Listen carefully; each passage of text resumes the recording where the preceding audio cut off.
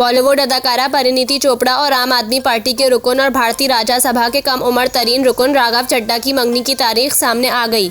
आजकल बॉलीवुड अदाकारा परिणीति चोपड़ा की राघव चड्ढा से जल्द शादी होने की अफवाहें मीडिया की जीनत बनी हुई हैं। ताहम अब दोनों की मंगनी की तारीख के हवाले से दावा किया जा रहा है।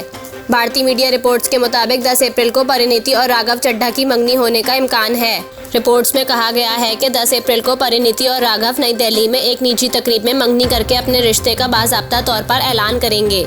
राघव चड्ढा और परिणीति चोपड़ा पुराने दोस्त हैं। दोनों ने लंदन स्कूल ऑफ इकोनॉमिक्स में एक साथ तालीम भी हासिल की।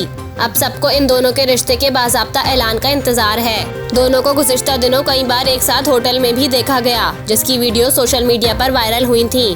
वाज़ेह रहे कि शादी के हवाले से परिणीति चोपड़ा और राघव चड्ढा ने अब तक कोई लब कुशाई नहीं की।